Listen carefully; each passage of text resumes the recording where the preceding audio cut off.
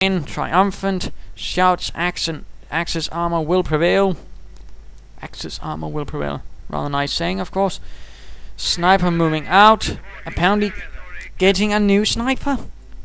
Isn't he even going to bother with some riflemen or some rangers or perhaps some sort of medic station again?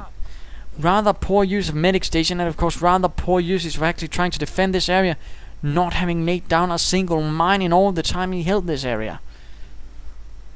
My goodness.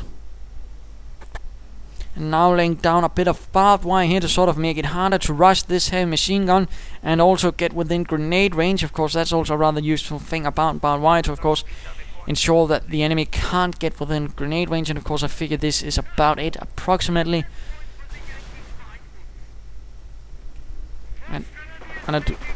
And there we go. Assault moving in, Rangers charging in. Of course, going to find themselves unable to charge directly into it. It's due to the barbed wire heavy machine gun opening up, suppressing the engineers and the Rangers. And Grenadiers moving in. Mortar joining in the fun as well. So press target, of course, being much easier to hit with a mortar. And the sniper opens up, but he's going to find himself faced with some rather angry Grenadiers who do not like snipers. There we go. And the Ranger assault fails most miserably. And these engineers are trying to take out these Grenadiers, but they are in a losing battle. And of course, with those Rangers getting out of there, they should consider doing the same, but too late, they are lost. And these Grenadiers Marine grab the bazooka, turning into a sort of improvised Panzer Buster squad. And there we go, victory for the Reich. The 331st Grenadier Division stands triumphant. Perhaps not the most exciting fight. Might put up a later one later today, just for some extra kicks. But of course, what can we learn from this? What is the sort of thing you want to do when dealing with such matters? What are the lessons du jour? If that means today, I suppose.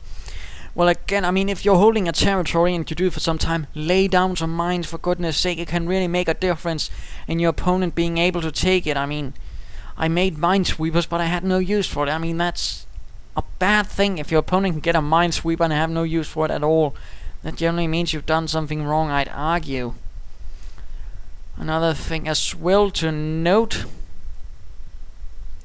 is, of course, the fact that he went for a support start, and of course you rather saw the flaws in it. Some of the flaws again apply to the Wehrmacht if they go heavy on heavy machine guns, but of course the MG42 is a bit better at suppressing, so they can get away with it somewhat better, but at the same time they do have some of the same flaws. In fact, I have a game that in fact shows this.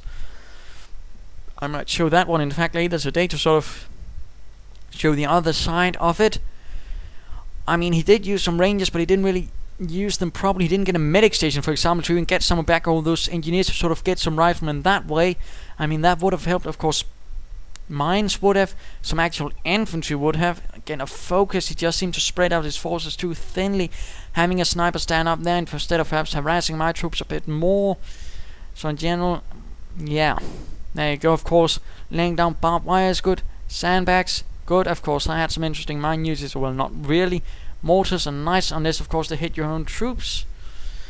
And of course I used infantry rather nicely, I like to believe myself. So there you go. I hope you enjoyed this fight. If you did, why not subscribe or tell your friends? If you didn't, why not send in a replay of your own? This is ImperialDane saying, do remember to use infantry. Cheers.